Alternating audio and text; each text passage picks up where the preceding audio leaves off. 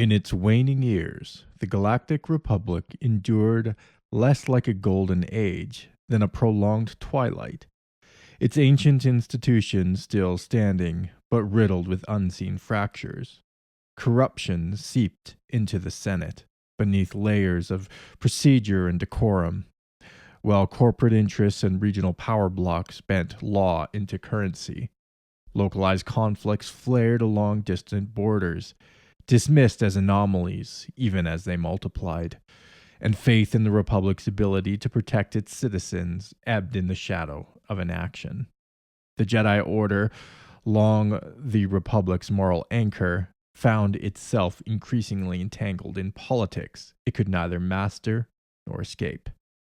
What emerged was not sudden collapse, but an accumulating strain, each compromise, each concession, widening the fault lines, until the Republic stood poised over a single, inevitable rupture that would shatter the galaxy in the fire of future conflicts. Across a billion stars and a million worlds, the flares of inevitable conflict were lighting, soon to light the building tinderbox of the Republic. You are listening to the Star Lores Podcast. I find your lack of faith disturbing. Are you stuck-up, half-witted, scruffy-looking nerf herder? But I was going into Toshi Station to pick up some power converters.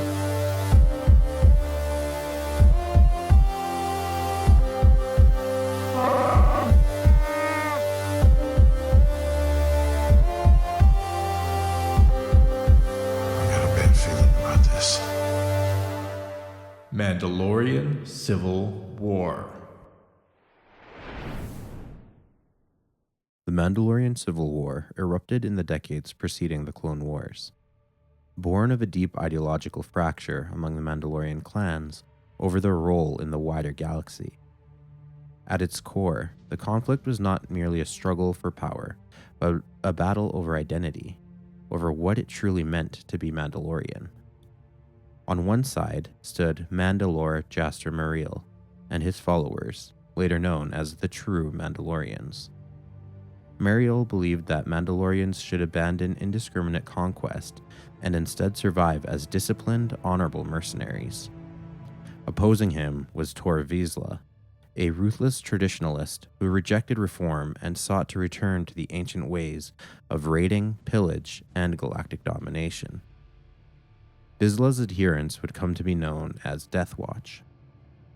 In 60 BBY, Mariel rose to the position of Mandalore, uniting the clans under his leadership. His ascension marked the beginning of a sweeping cultural reform, long demanded in the aftermath of the Ithilian genocide nearly a century and a half earlier. Mariel codified his vision in the Super Commando Codex, a strict code of conduct that redefined Mandalorians as highly paid professional soldiers rather than marauding warlords. To Mariel, strength and honor were inseparable. Not all of Mandalorians accepted this vision. The New Mandalorians, a pacifist political movement that had governed from the domed capital city of Sundari since a devastating war with the Galactic Republic centuries earlier, rejected violence altogether and operated independently of Mariel's authority. While ideologically opposed to both sides, they largely remained outside the fighting. The true danger came from Vizsla. Charismatic, brutal, and contemptuous of restraint, he envisioned a second Mandalorian war of conquest that would see the galaxy brought to heel once more.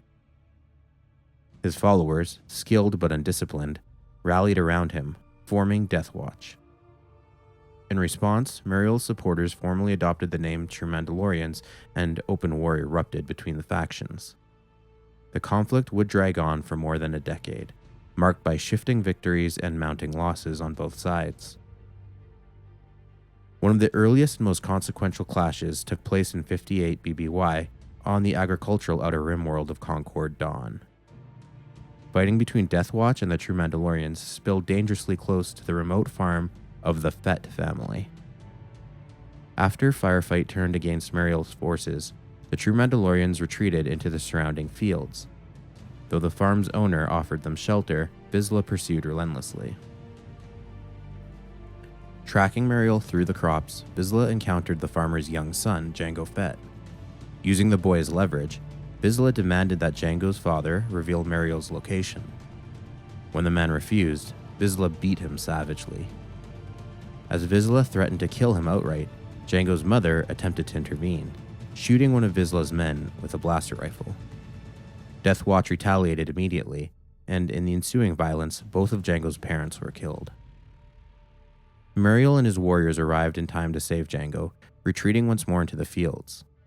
Vizsla ordered the crops burned in an attempt to kill them all, but as flames spread across the farmland, Jango guided the Mandalorians to an irrigation tunnel that led them to safety.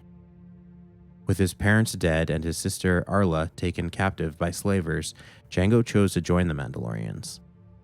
Death Watch, believing themselves victorious, moved into a nearby town to celebrate before advancing on Munas Mandel.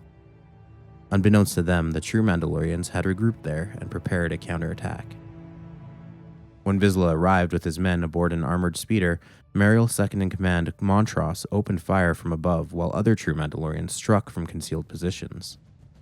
Jango sabotaged the speeder with an explosive, killing several Death Watch soldiers.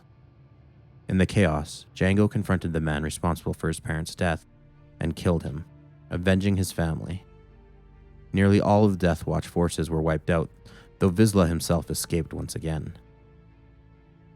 As the true Mandalorians departed Concord Dawn, Mariel took Jango Fett as an adopted son, raising him as his own. Believing Death Watch broken, the true Mandalorians pressed on only to learn years later how mistaken that assumption had been.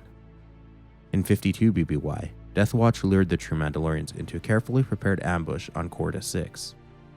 Hired by the Corda Defense Force to rescue pinned-down security personnel, Mariel's forces arrived to find the situation far more dire than intelligence had suggested. As they came under overwhelming fire, Death Watch revealed itself. During the retreat, Vizsla personally led an assault against Mariel and Montross, while Death Watch targeted Jango Fett, now 14 years old and considered an adult by Mandalorian standards. Mariel was wounded by a grenade blast that Montross avoided using his jetpack. When Mariel called for extraction, Montross abandoned him, declaring he would no longer follow Mariel's command.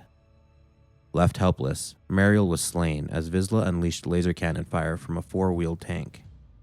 Montross returned to the landing zone and falsely claimed that both Mariel and Jango had been killed. Moments later, Jango arrived carrying Mariel's body, exposing Montross's betrayal. When Montross attempted to seize command, the remaining Mandalorians turned on him at blaster point and declared Jango Fett, Mariel's chosen heir, the new Mandalore. Montross was exiled, and Jango assumed leadership of the true Mandalorians. In the years that followed, the true Mandalorians scored a decisive victory that left Death Watch severely weakened. Refusing to concede defeat, Vizsla sought refuge with the governor of Galadran, conspiring with him to eliminate the true Mandalorians once and for all. Under Vizsla's guidance, the governor hired Jango's forces to suppress a supposed local insurrection. After successfully completing the mission, Jango confronted the governor over his dealings with Death Watch and demanded Vizsla's location. Vizsla revealed himself and attacked, forcing Jango to flee. Meanwhile, the governor contacted the Jedi Council, falsely claiming that the Mandalorians were slaughtering civilians. When concerns were raised over the lack of evidence, Vizsla assured him that Death Watch would provide the necessary bodies. Jango raced back to his base camp to warn his forces of incoming Jedi ships, but arrived just as the Jedi strike team, led by Master Dooku, descended on Galadran. Ordered to surrender for alleged war crimes, the true Mandalorians refused. When Dooku's Padawan, Kamari Vosa, threatened execution if they resisted, Jango ordered his troops to open fire. Blaster fire proved ineffective against lightsabers, prompting Jango to switch to projectiles and jetpack-supported assaults. His second-in-command, Miles, attempted to provide air cover, but was killed mid-air by a Jedi. In the ensuing battle, Jango killed 6 Jedi using only his body and armor. By the end, 11 Jedi lay dead, but so did every true Mandalorian, save Jango and Silas. Jango was subdued, stripped of his armor, and handed over to the governor, who sold him into slavery. After years in bondage aboard a spice transport, Django escaped, reclaiming his armor, and tracked Vizsla to Corellia, where he finally killed him after a prolonged duel, avenging the true Mandalorians and delivering the war's final blow. With the true Mandalorians destroyed and Django later dead, the remnants of Death Watch faded into obscurity, only to resurface during the Clone Wars to prey upon the pacifist new Mandalorians. The Mandalorian Civil War, though small in scale, was immense in consequence. It was a war of ideology, a struggle for the soul of Mandalore itself. Though Death Watch emerged victorious in the short term, Jaster Muriel's Super Commando Codex endured through Jango Fett's legacy and influenced Mandalorian culture for generations to come.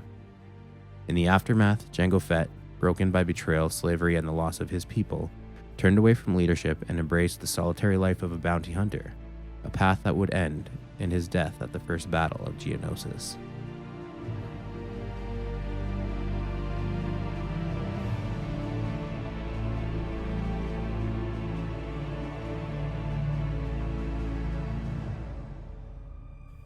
Arcanian Revolution. The Arcanian Revolution was a terrible civil war fought on Arcania in 50 BBY, pitting the ruling Arcanian Dominion against a radical reformist faction known as the Arcanian Renegades. Though framed as a moral uprising, the conflict ultimately devolved into one of the bloodiest internal struggles of the era. Arcanians, long regarded as among the galaxy's most advanced species, were renowned for their mastery of genetics and cybernetics.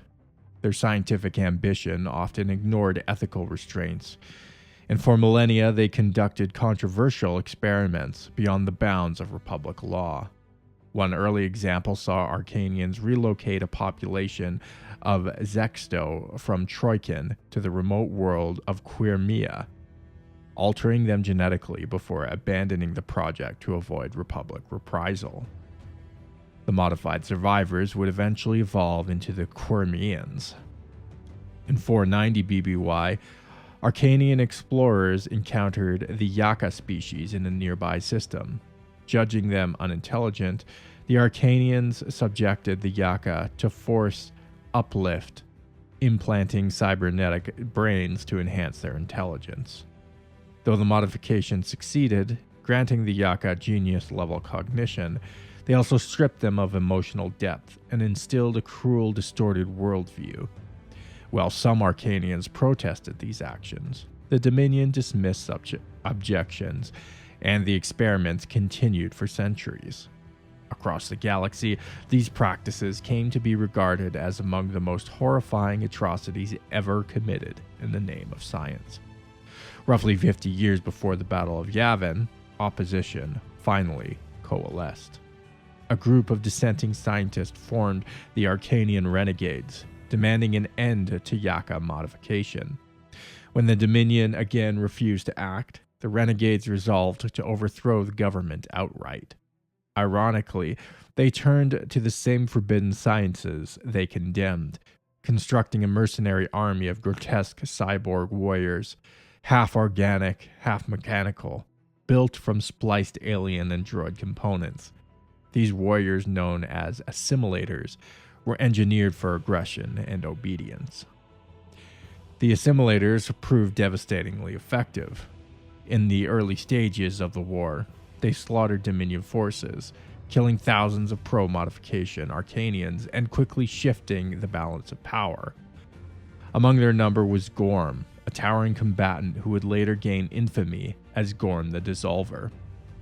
In desperation, the Dominion responded in kind.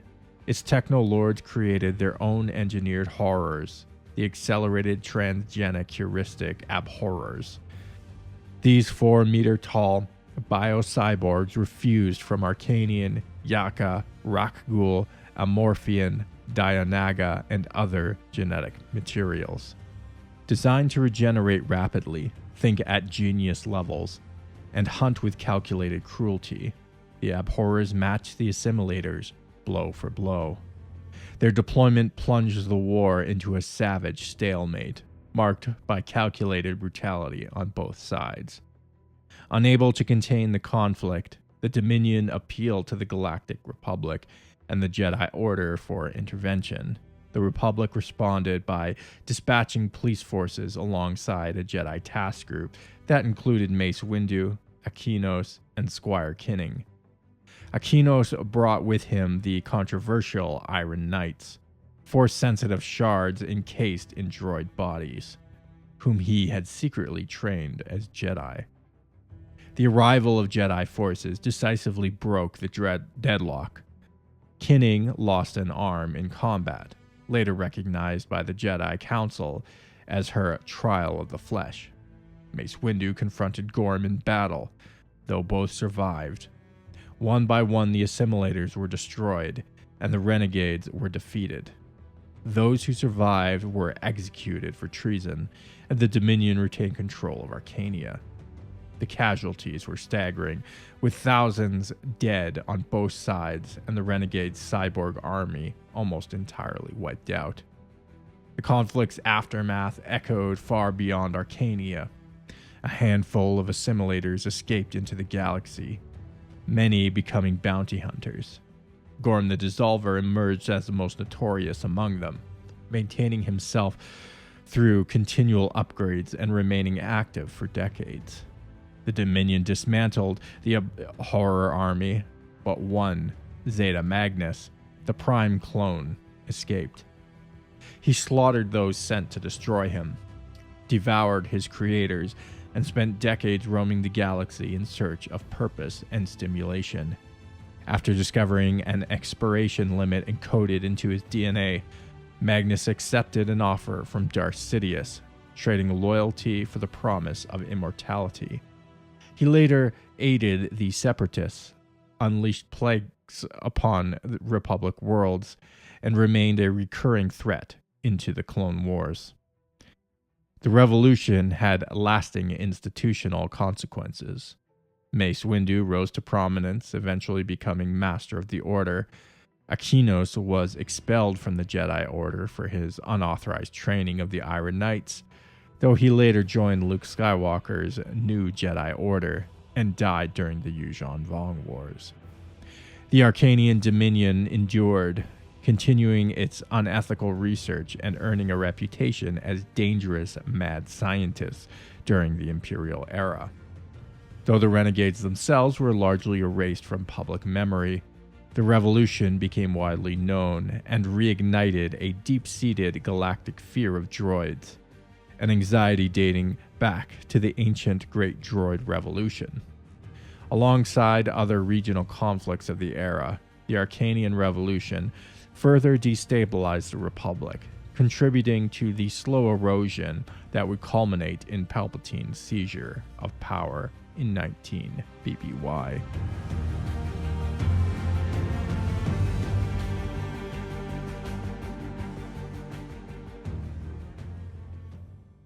The Stark Hyperspace War. The Stark Hyperspace War, also known as the Stark Hyperspace Conflict, was a brief but pivotal border war fought in 44 BBY within the Troikan system.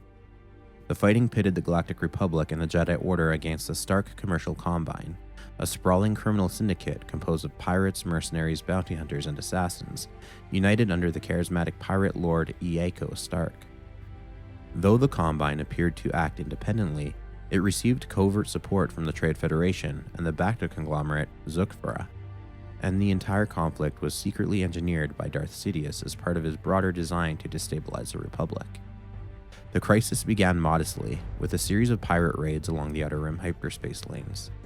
Seeking to avoid escalation, the Republic initially pursued a diplomatic solution.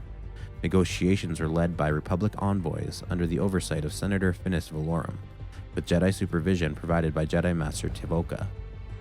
These efforts collapsed as the situation deteriorated, driven by the belligerence of Senator Ranulph Tarkin and the increasing aggressive actions of both the Stark Combine and the Trade Federation. What followed was a short but intense war defined by 5 decisive engagements, all fought on or near Troikan, with the sole exception of a covert Republic mission to Thyphira, intended to disrupt Bacta supplies tied to the conflict. As casualties mounted and pressure grew within the Combine itself, Ieko Stark found his position untenable. Threatened by his own code directors, he ultimately defected, cooperating with Republic forces to bring the war to a rapid conclusion. The Stark Hyperspace War left lasting marks on the Republic's political and institutional landscape. The Wookiee Jedi Master Tyvoka, a sitting member of the Jedi High Council, was killed in the fighting, as was Senator Ranulph Tarkin, forcing the Republic to fill both influential vacancies. The conflict was also served as a proving ground for several figures who would later shape galactic history. The Trandoshan Bossk began his career as a bounty hunter. Newt Gunray leveraged his involvement to rise to the position of Viceroy of the Trade Federation, and Finis Valorum emerged from the crisis with enhanced prestige, winning elections as Supreme Chancellor of the Galactic Republic. Though small in scale compared to later wars, the Stark Hyperspace War functioned as an early rehearsal for the galaxy-wide conflicts to come, demonstrating the Republic's fragility, the growing influence of corporate power, and the unseen hand guiding events toward far greater upheaval.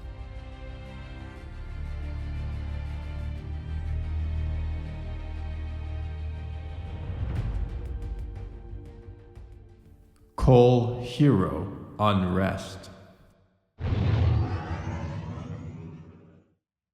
The Cole Hero Unrest was a brief but unsettling conflict that erupted in 44 BBY, only months after the conclusion of the Stark Hyperspace War. Though minor in scale, the uprising proved influential, foreshadowing the mechanized warfare that would later define the Clone Wars. Under the covert influence of Darth Sidious, the Cole Hero warlord Amustag Olas seized control of the planet's industrial infrastructure. Utilizing the planet's factories, Olas assembled a formidable and intimidating army of battle droids, rapidly transforming what might have been a localized power grab into a regional threat. Once operational, his mechanical forces swept outward, conquering several neighboring worlds and establishing a short-lived but aggressive droid-ruled dominion. The Republic was caught unprepared. No conventional military units were readily available that could effectively counter Olas's droid army, forcing the Jedi Order to take a leading role in suppressing the rebellion. Working alongside the judicial forces, Jedi Knights ultimately defeated Olas and dismantled his nascent empire. Jedi intervention proved decisive. Without it, the Republic would have lacked the means to confront the droid forces at all. In the aftermath, the uprising puzzled Republic intelligence. The wide variety of mechanical enemies encountered during the campaign appeared inconsistent and lacked a clear strategic pattern. Subsequent investigation revealed the truth. The Cole Hero Unrest had functioned as a live-fire experiment in mechanized warfare, testing the effectiveness of different droid designs and combat roles. The conflict left a lasting mark on Cole Hero itself. The local population emerged deeply distrustful of droids, a sentiment so strong that major manufacturers such as Cybot Galactica and Industrial Automaton found it nearly impossible to establish operations in the region. Meanwhile, many of Olas's weapons, including the Cole Hero combat droid, were sold off-world in the conflict's wake. The lessons of the unrest did not go unnoticed. Observing the effectiveness of droid forces and the Republic's vulnerability to them, the Trade Federation became convinced of the need to expand and strengthen its own droid security armies, taking yet another step toward the galaxy-spanning conflicts still to come.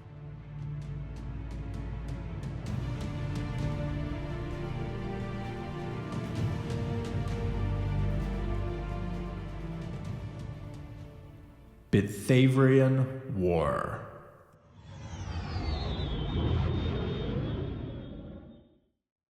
The Bithavrian War was a regional conflict fought in the Kadok regions between the Bithavrians of Giudica and Galactic Republic, the Jedi Order, and the Kaleesh. For decades, the Bithavrians of Giudica, who dominated the wider Kadok regions, maintained a tense relationship with the Galactic Republic. Around 65 BBY, a Republic-backed attempt to overthrow Gaetaca's leadership failed, prompting the Betharians to expel Republic representation and openly rebel. Seeking to conceal their own involvement, corrupt Republic officials redirected the fallout by manipulating the neighboring Kalish into believing that Betharian expansion threatened Kali. Republic agents covertly armed several Kalish tribes and the unified Kalish army, the Kulka with the Zerka Outland rifles, steering them into conflict with the Betharian military force known as the Mialforak Order. The Order had ruled large portions of Gaetaca and comprised the majority of the planet's militia at its height. Fanatically anti-Jedi, the Order had also harbored deep hatred of the Galactic Republic. Though the Order suffered catastrophic losses during the war, it was eventually reconstituted. The Jedi High Council dispatched a contingent of Jedi Knights to support the Kalish, including Dooku and Qui-Gon Jinn. Among the Kalish combatants was the great-grandmother of Kimian Jai Shilal, linking the conflict directly to his lineage. The Kulka employed highly effective hopscotch tactics, advancing in alternating lines and dispersing into guerrilla cells when engagements turned against them. These methods inflicted steady, demoralizing losses on the Bitterhaven defenders. By approximately 60 BBY, the Kalish launched a full invasion of Gaetaca, defeating the Mialforak Order and ending organized Bitterhaven resistance. In the wake of the victory, many Kalish warriors returned home with Rogwart hatchlings, predators native to Gaetaca, taken as trophies and raised as guard beasts. Shilal himself claimed one, naming it Gore, and later inherited the Outland rifle carried by his great-grandmother during the war. The Kalish never learned that they had been manipulated into the conflict by the Republic. Shortly afterward, they were attacked by the Yamari, igniting the Huck War, during which Shilal rose to prominence, ultimately taking the name Grievous.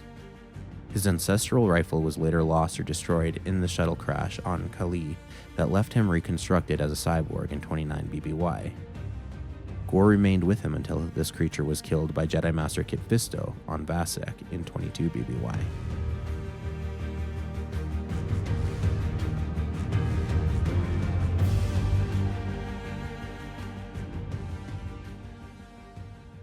The Huck War.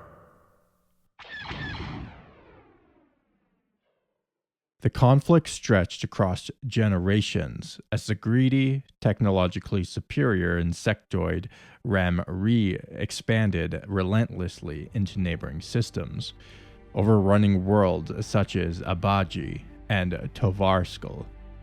They colonized without restraint, plundering planetary wealth wherever they went. Their advance eventually reached Kali, where the Yamari sought to enslave the native Kalish, capturing hundreds of millions and selling them into bondage. The Kalish refused to submit. Rebellion ignited, and the two species became locked in a brutal, unending war. In their hatred, the Kalish came to call the Yamri Hucks, or soulless bugs, in their tongue. From the bloodshed emerged two figures who would define the conflict: Kaimain Jai Shalilal and the warrior known as Rondiru Lij Kumar. Rondiru was a Kalish female who claimed descent from the Kalish gods, an assertion never verified and widely debated, and professed allegiance to no tribe.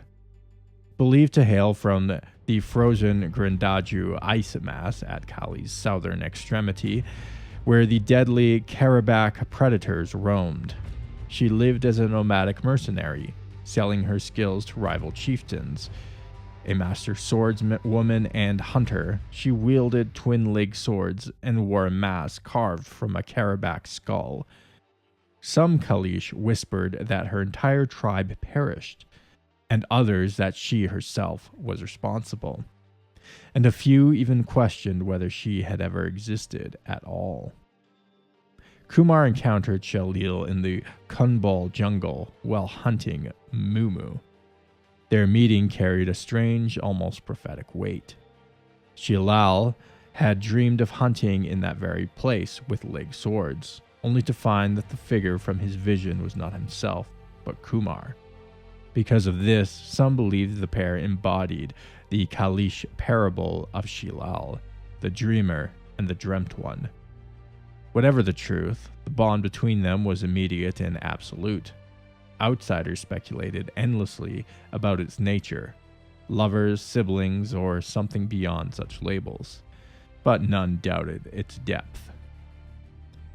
When the Yamri attempted to colonize Kali, Kumar joined Shalil's crusade against them. She trained him relentlessly in swordsmanship, while he introduced her to Zerka Arm's Outland rifle. Together they fought in innumerable campaigns, sometimes alongside other warriors, cutting down Yamri by the thousands.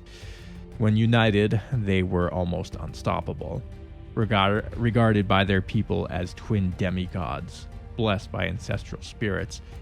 When separated, however, each was markedly more vulnerable. This imbalance proved fatal. During fighting on the beaches of the Genua Sea, Kumar was cut off from Shalil. Without him at her side, she was overwhelmed and slain by the Yamri, torn apart by their barbed natural weapons. Her body was dragged out into the sea unrecovered. Shalil's grief was absolute. He searched the waters in vain, then crossed the sea to the monolithic island of Abesmi, begging the Kalish gods to return her to him. When no answer came, he accepted that his life would be defined by mourning.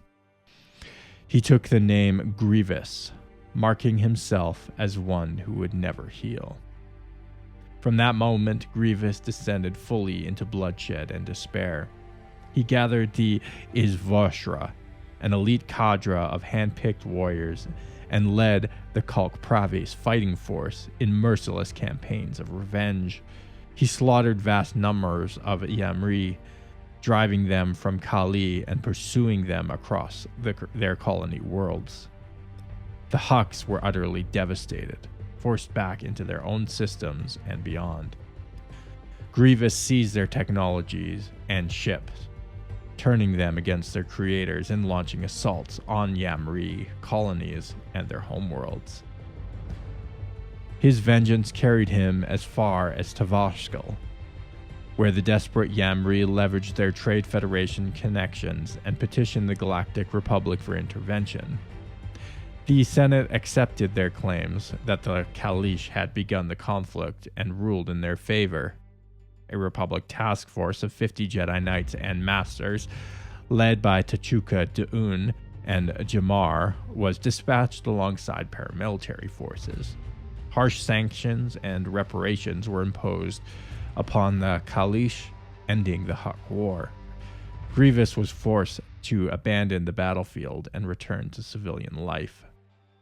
Sanctions plunged Kali into economic collapse, while Supreme Chancellor Finis Valorum later described the outcome as a diplomatic success.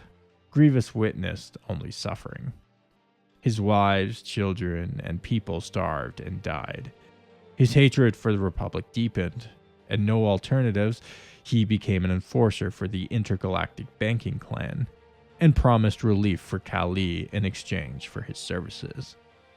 This pact endured until Grievous learned about the Yamri had escaped punishment entirely and were desecrating Kalish burial grounds on former colony worlds. Around 29 BBY, Grievous broke the banking clan and prepared to reignite the Huk War. Before he could act, his shuttle was destroyed by an ion bomb, secretly planted by the clan and its separatist allies. Mortally wounded, Grievous was reconstructed as a cyborg to preserve his life. Though the war appeared finished, its legacy endured. During the Yankari uprising, Valorum cited the Yamri crisis as a precedent for Republic intervention, followed by diplomacy. Years later, during the Clone Wars, Grievous turned Tavarskal at the head of his droid armies and annihilated the Yamri population, completing the destruction he had begun long before. Grievous would ultimately perish at the hands of Jedi Master Obi-Wan Kenobi in 19 BBY, receiving the warrior's death he had sought since Kumar's passing.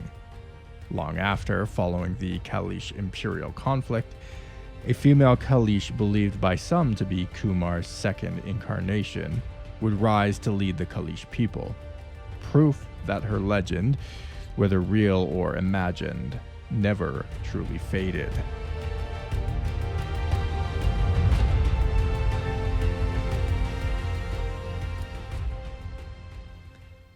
The Yunqari Uprising. The Yunqari Uprising, also called the Yunqari Crisis, unfolded in 33 BBY and marked one of the final destabilizing conflicts of the late Republic era. Having joined the Galactic Republic in 58 BBY, the Yunqari rapidly absorbed off-world technology and commerce. This sudden influx fueled militarization and awakened ambitions of regional conquest. These ambitions were deliberately stoked by the Sith Lords Darth Plagueis and Darth Sidious, aided by the pirate Vilmar Garak. Under their influence, the Yunqari seized control of the Golden Nis shipyards and launched an invasion of the nearby moon Mavich 7. Plagueis' interest was more than strategic. He sought to evaluate whether the Yunqari, naturally aggressive, resistant to Jedi mind tricks, and armed with cortosis, were suitable candidates to host a secret cloned army intended for the destruction of the Jedi Order. The Jedi initially attempted a diplomatic response, dispatching 2 Jedi to assess the situation. Both were murdered. The Order then committed a larger task force of Jedi Masters and Knights, only to be attacked immediately upon entering the Yunqari system. What followed was a series of brutal engagements across Yithith, Yibik-Horor, and the Yunqari homeworld of Yunqor itself. Despite heavy resistance, the Jedi, supported by the judicial forces, gradually wore down Yunqari defenses. The conflict culminated in the Battle of Uhiani, where the Republic achieved a decisive victory. In the aftermath, Yunqor was placed under Republic interdict, effectively ending Yunqari expansionism. From the Sith perspective, the crisis was an unqualified success. 7 Jedi were killed, including a member of the Jedi High Council, further weakening the Order. The Yunqari, whose natural traits made them incompatible with Sidious's long-term designs, were eliminated as a potential obstacle, without the Sith revealing themselves. Finally, the conflict severely damaged the political credibility of the Supreme Chancellor Finis Valorum, accelerating the Senate's loss of confidence in his leadership and clearing the path for Senator Palpatine's ascent. Like the conflicts before it, the Yunqari Uprising appeared to be a contained regional crisis. In truth, it was another carefully engineered step toward the collapse of the Republic and the destruction of the Jedi.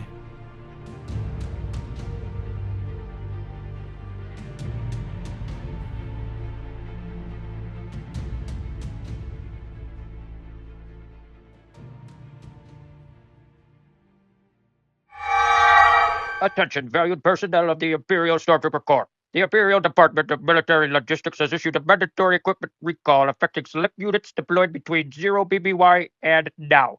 This recall is purely preventative and does not reflect on your performance. It reflects on the equipment.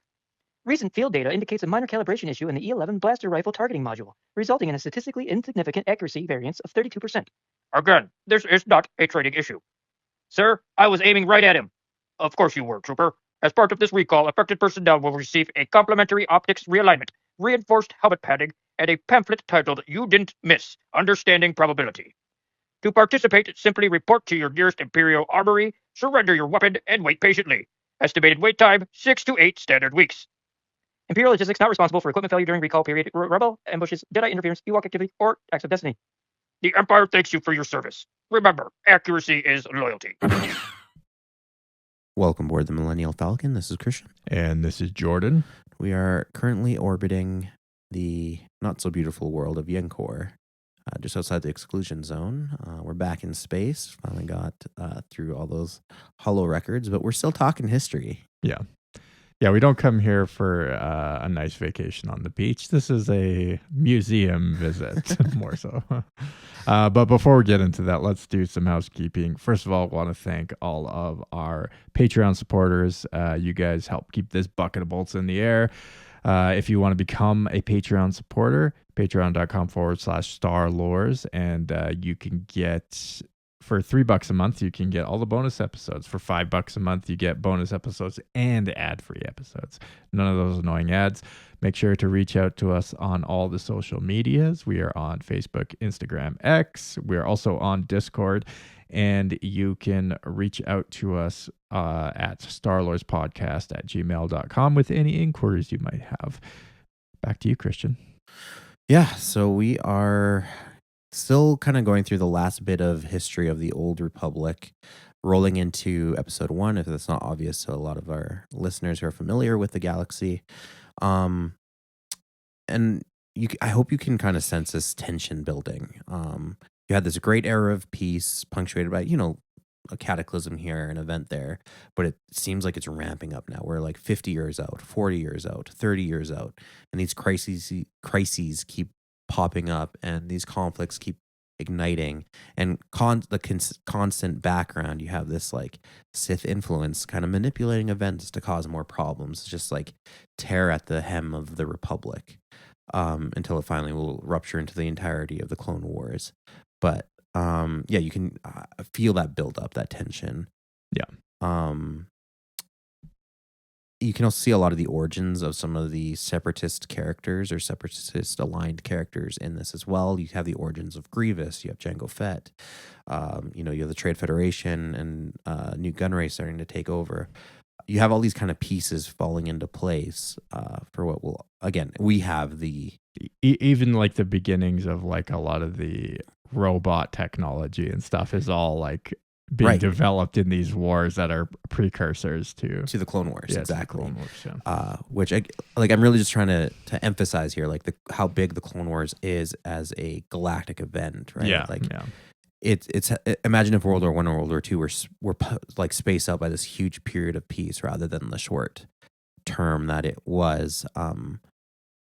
So the galaxy kind of gets into this lulled state of affairs. So how big the Clone Wars is when it actually ignites is like the galaxy hasn't seen a conflict like this in a very long time. It used to happen a lot in the ancient past. We talked about a lot of those conflicts already. But now you have this new war igniting, and how the Sith, again, in the background are engineering all these conflicts and flare-ups. I will say, and we have crapped on Filoni a lot as of recent, but I think he did a pretty good job, like setting up the Clone Wars sort of era and opening up all these storylines and whatnot that lead into the Clone Wars. I'm of two minds on that. There are elements I like and there's elements I hate, and eventually we will do hopefully get through episodes of the Clone Wars episode by episode and kind of pick out the good stories from the bad, is my hope.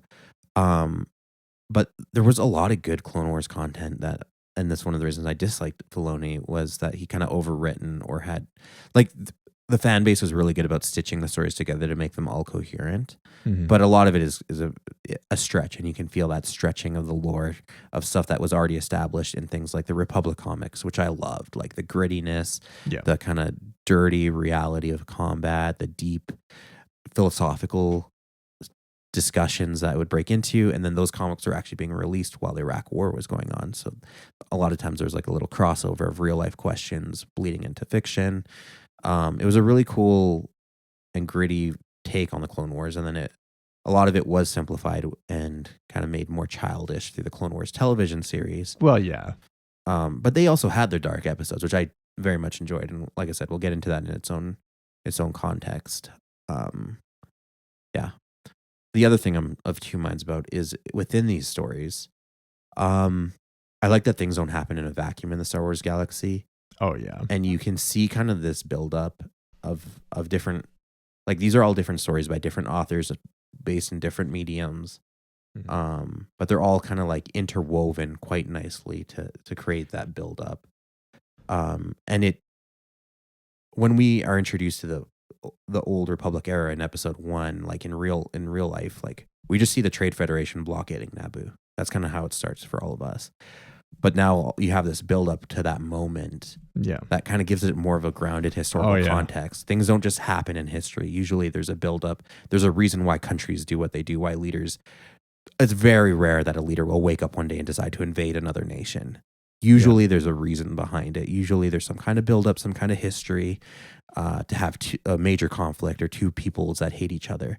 There's often this deeper history. Oh yeah, there's so many moving parts. I so appreciate the depth and the layers that have been woven into the background of the Clone Wars and the leading up to the Clone Wars, and it really feels like someone was it's not like a direct analogy to World War One, but it feels like someone was thinking about World War One and how it and happened. the events that led to World War One as like similar to how the events of the Clone Wars kind of sparked off.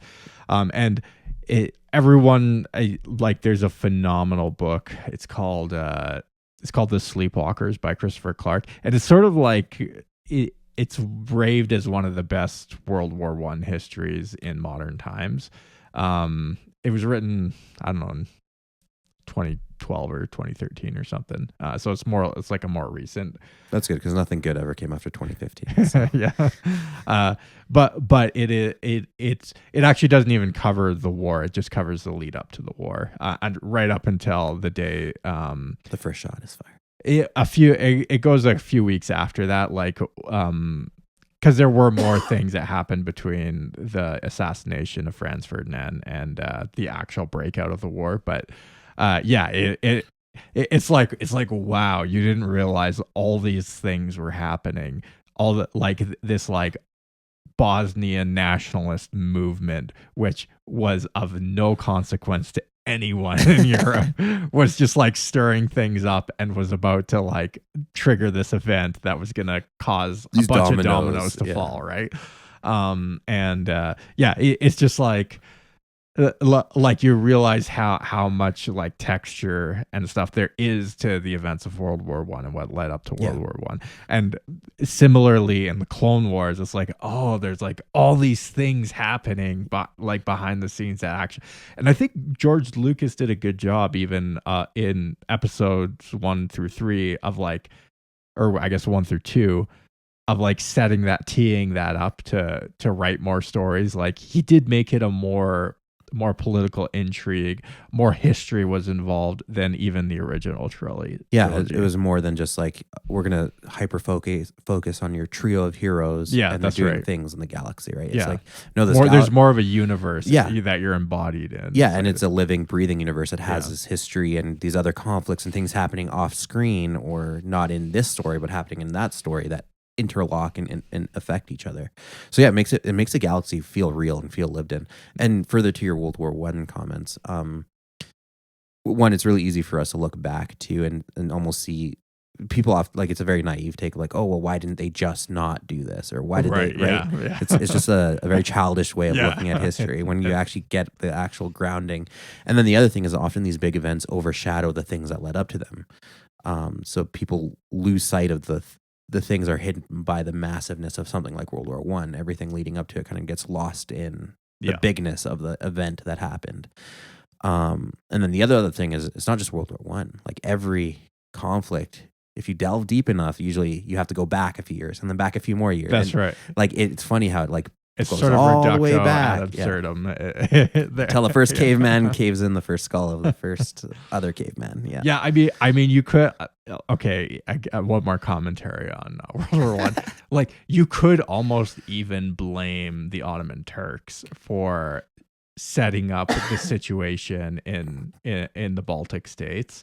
That sort of, and the power vacuum that they left after they started like retracting, and then there was like all these crazy political things happening in that power vacuum in Bosnia, which again led up to the events that we all kind of, it's what it's more famous for. But again, it's just like, yeah, you could go back to the Turks, you could go back to there's all sorts of characters, and you can also go in the other direction forward, like things like the Bosnian genocide and Yugoslavia and all these Those are, Events. the Yugoslavian war, like Milosevic and all that in the 90s, this was all connected to what was going on. Right, exactly. That's what I'm saying. So anytime anyone's like, well, why didn't they just not, or why didn't they stop, or why?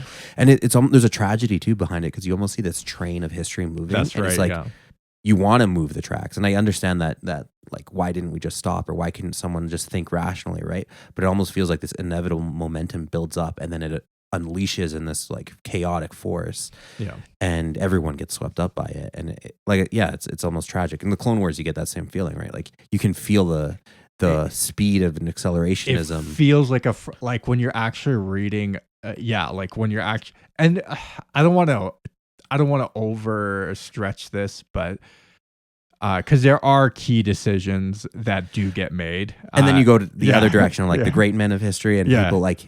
One person saying no can change the trajectory. I think there were decisions that were made that could have possibly changed the outcome. Not certainly, but maybe possibly changed the outcome.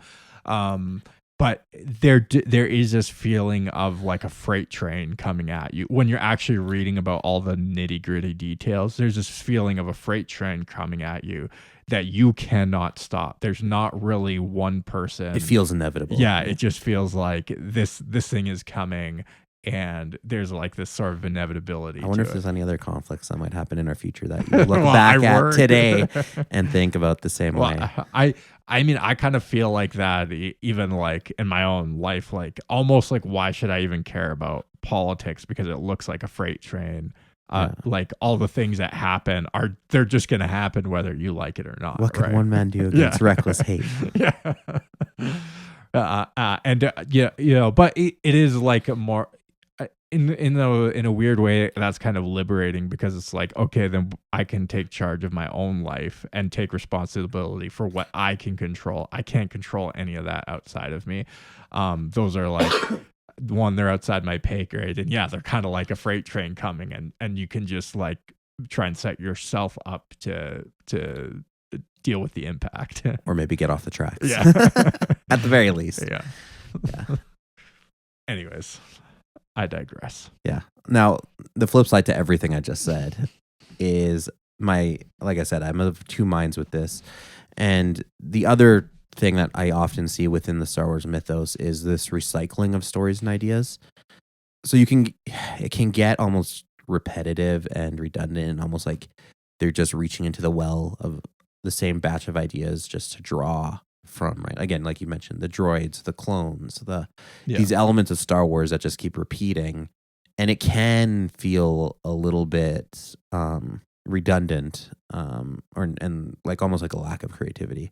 So counter to everything I just said, and that's why I'm of two minds, right? Like I get the feeling both ways sometimes, and it really depends. I think in a story in the right hands, right? Like the storyteller is a craftsman who's putting together all these elements to make a story, and they can include the same elements, but in the hands of a skilled craftsman, they can come off not as intended, or they can look weak, or it can be like a repetitive story. But a skilled craftsman can make that story actually mean something or say something, even though it has the same elements and shared conditions and characters. Even they can tell something worth telling.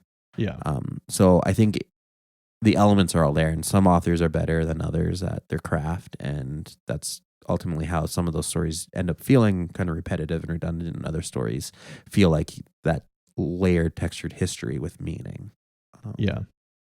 But that's my high horse. There was I really liked the storyline of like the Arcanian Revolution. That was like pretty fascinating with they're like creating these they're like these hyper techno futurists, and they're just creating these they seem like on this freight train of this, like they can't stop doing their genetic experiments, doing like their melding of biology and machine, and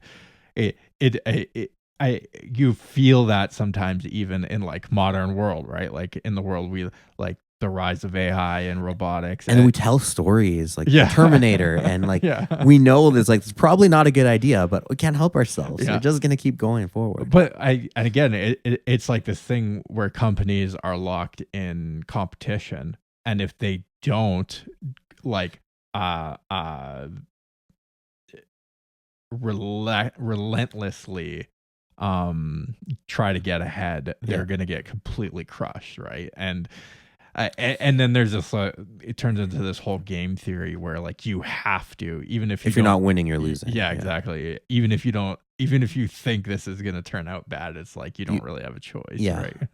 And it could also be like like a race to the bottom now, because now you're locked in this race and everyone knows it's probably not a good idea and you're all rushing towards it. Yeah. Kind of almost like the nuclear arms race. Like we've experienced this before. It's not even unique to now.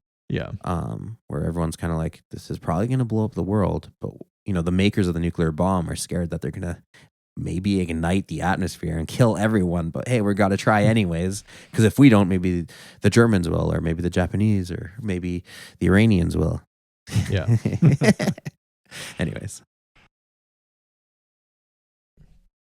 All right, we got some messages, comments from listeners. We'll get into the mailbag here. We have a few. We'll do one, and we'll see how much time we have. Maybe we'll do two. We'll see here. So first one is from Ian, and he says, "Great episode." And I think he's referring to one of our live streams. So make sure to go subscribe to us on YouTube and check out those live streams. Otherwise, you can become a Patreon member and listen to it in audio only.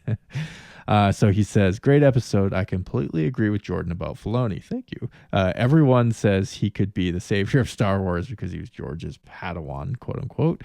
I call BS on that. You know who else was with George Lucas for a long time? Kathleen Kennedy, pretty much from the beginning. Good point." I mean, yeah, there's lots of speculation as to why Kathleen Kennedy became was given the position. Yeah, was given the position. I won't get into that now. That's too uncouth for this for this podcast. You guys had mentioned something about Disney just release Star Wars to open source creators. I think what if I think we were sort of saying they had made a deal with an AI company. Oh, did they? Okay. Yeah, I don't know the details around it and how, like, if you have to pay for a service or how that exactly works, or if this is, but they had inked a deal of some kind that was geared towards kind of open sourcing Star Wars to the fans who were already doing amazing things with, everything from fan films to other things. Anyways, he sort of goes on about he's writing a fan fiction, which is cool. Send in your fan fiction for sure. But he's writing a novel based on the immediate aftermath of Ezra's disappearance in Rebels. Christian, have you watched much Rebels? I haven't. I haven't either. I've been waiting to watch it as part of our episodes. Yeah, I'm broadly familiar with it, and I've seen a couple episodes here and there. I haven't beginning to ended it, so I have major gaps of knowledge, but I'm broadly familiar with the characters and things. Yeah. I mean, that would be pretty sweet. I'd like to hear more, so let us know. Yeah. All right, we got another one from Jonathan. He says, I find that Star Wars / Disney does this thing where they greenlight a movie with a recent successful director attached, only for it to drum up some hype and then ultimately be canceled because that director has better things to do than be pushed around by studio execs and sanitize their own vision. Yeah, that's probably true. I know, like, Taiki Waititi was slated to do some movies, and then sounds like he's not doing that anymore. Yeah, I would argue, especially now, since we're recording this post the official departure of Kathleen Kennedy. Yeah, I imagine a lot of things are likely to change. So I'm not holding my breath on any projects. It's just like when Disney bought Star Wars, like, who knows what's going to stay, what's going to go. I've heard all kinds of rumors about they're canceling this, they're going to start that, they're going to bring this back, they're going to get rid of that. Yeah. I am just going to wait for the dust to settle. Honestly, It's too early for me to make a I mean, I know Rian Johnson was also rumored to be doing a whole another trilogy himself, and then Trevorrow was supposed to do the third film, and he never did. So, I mean, yeah, it seems like they cycle through a lot of potential candidates who end up not doing it. I don't know if they're doing that, if it's exactly how Jonathan describes it. Maybe I wouldn't be surprised if it's how Jonathan is describing it, that like they kind of get these maybe bigger names to sign on. Yeah, they drum up, and then there's a lot of creative disagreement. And usually, that's often what the rumor mill says, is like they didn't like the direction or the director. Yeah, and I mean, the evidence for the movies that do go through, things like the Solo movie, had so many changes in creativity, leadership, that to me, it's not a stretch to make that assumption across the board for most of these. He does go on to list a few of them. You saw it with Taika Waititi, Patty Jenkins, James Mangold, Benioff and Weiss, and even Kevin Feige.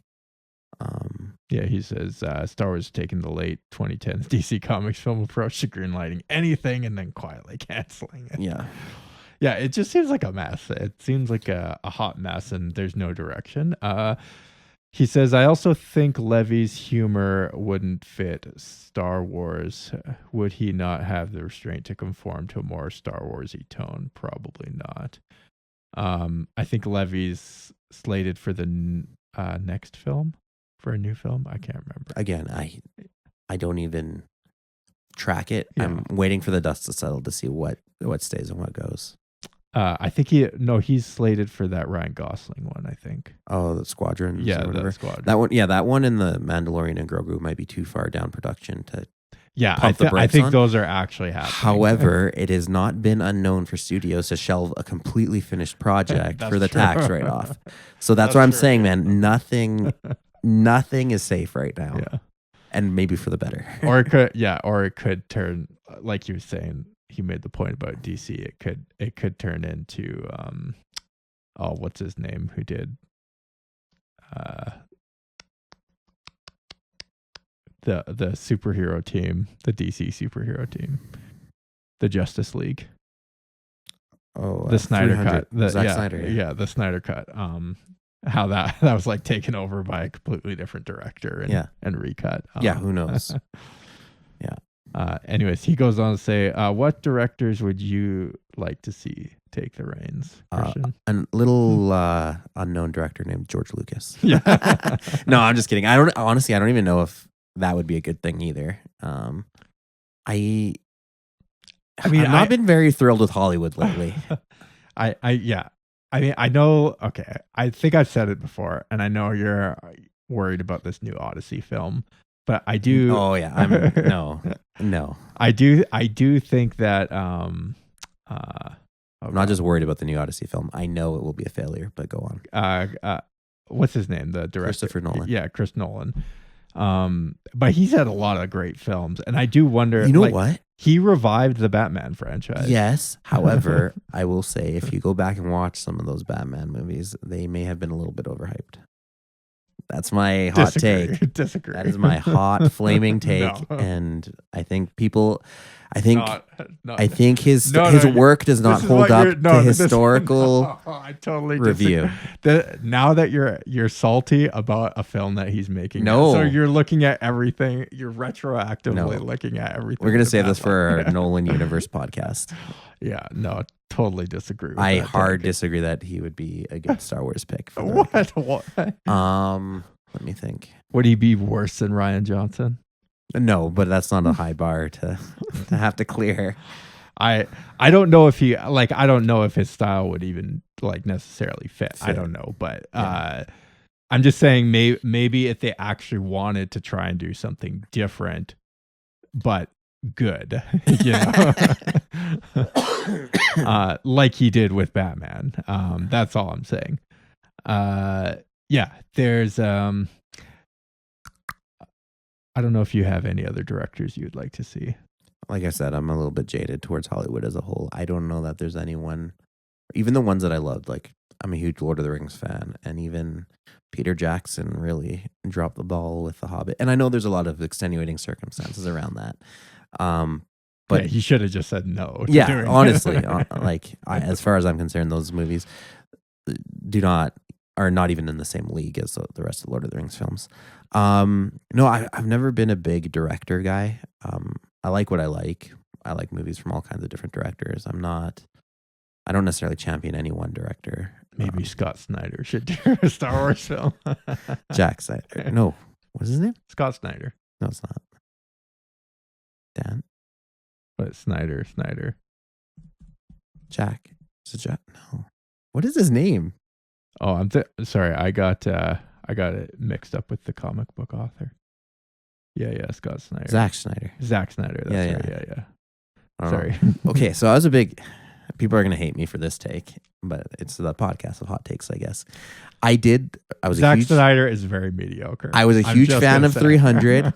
I liked his, he did a Norse cartoon, which had some interesting, I didn't like the whole thing, but there were some very interesting things in it. It had a very Gennady Tarkovsky kind of vibe, animation style. Yeah. I don't know how I feel about his sci-fi epic there he did recently. Did you watch it? Yeah, Rebel Moon. Yeah. They're very long movies. Wasn't it supposed to be a Star Wars? It was like a mash of Star Wars, Dune, and Warhammer 40K. It was weird. I don't know how I felt about it. Yeah. There, again, elements I liked, elements that were terrible. And they tried to really turn Rebel Moon into its own Star Wars. Like they were going to do comics, they were going to do a bunch of movies. They were going like all out into it. I struggle to think of anyone who could. Zack Snyder to me has just always been very hit or miss. Like some of his movies are interesting and I like them, and then some of them I just don't Not care good. for. Yeah, don't care for at all. Yeah. So. No, I think I would. You know what? Let's give it to the fans, man. I've seen better Star Wars content in recent years. From just grab some no-name, like give a kid a chance, some director who's like up and coming. Give him the reins. Obviously, he has to have the credentials that he loves Star Wars and has always been a big fan of it and understands it. There's a lot of creators in the fan community who have done some really amazing work. I've seen on YouTube recently even, and there's older ones too. Give it to someone who has a real passion for Star Wars and understands the material. I don't care whose name it is, as long as the end product is good. Absolutely. I think it's only a matter of time. There's been so many great AI clips of people putting together like a Star Wars concept, and I'm like, this is awesome. I like this idea way better, and it actually looks phenomenal. Half our clanker hating fan base is just abandoned our podcast. Don't care. But like the creativity is like amazing. Obviously, like the inputs of the storyteller are there, right? Like someone at least drafted out what this story is supposed to be. Yeah, and like as a conceptual thing, like if they turned it into a full feature-length film, had the budget and the actors and everything, the studio support, they could really tell a really, really good story. So last little bit of Jonathan's email here. He says, personally, I think Chad Stahelski of John Wick fame could bring a serious but still fun tone while directing some great fight choreography. Love the live streams and the pod. Thank you, Jonathan. That's interesting. Yeah. I like the John Wick films. I don't know that they're like high art, but they're fun for what they are. Okay, you know what? Actually, why not? I do enjoy John Wick, yeah. One thing I didn't hate about Disney's approach to Star Wars was this kind of diversified director style. I think there could be room for like a, maybe not Rian Johnson, but Rian Johnson-esque subversive story. We've talked about subversive stories in Star Wars that have been done well. The mainline stories have to follow the main kind of space opera tone that George Lucas had set. But this was the perfect opportunity with all these side stories, these TV shows, these like side movies, to have different directors do different things with it. Because Star Wars is big enough to have a mystery story. It's big enough to tell a horror story. We've seen it done well through other mediums. So any director who brings their unique style, who's that British director who does like the crazy smash moving Guy Ritchie. Oh yeah. Right? Like, imagine a Guy Ritchie version of Star Wars, right? Like, I think you could do like a criminal underworld story, Guy Ritchie style. You could do a dark criminal underworld story, like The Godfather, right? I think there's room enough in the galaxy to tell these stories with these different tones and different directors. As long as the mainline stories have a point and a trajectory and something to anchor all these other stories too. Yeah. And that's the problem with how Disney treated it, is there was no anchor. So it was turned into a free for all with no direction. Yeah. Maybe they just need like okay. And for example, the MCU, Joss Whedon was sort of, he wasn't directing every film, but he was directing the project. Yes. Right, and kept it cohesive. Yeah. And not the biggest fan of Joss Whedon myself. Yeah. He has had some good stuff. He's made some good stuff. He's also made some bad stuff. And I'm not a big, he sounds like a dirtbag to me. As a person. Yeah. I think he was like, I think he got swept up in Me Too as well. Like, I vaguely remember something along those lines. Yeah. He just sounds like a not a fun person. As is most of Hollywood, if anyone gets too high on their horse. Yeah, but he did keep that MCU insane, like 3 phases of MCU together and cohesive. And even though a lot of those movies had their own flavor, they were unique. You know, I didn't love some them. were better than others. Yeah, some of them weren't great, but they were able to keep it together and not just a total mess. Like Star Wars. Yeah, Star Wars or DC.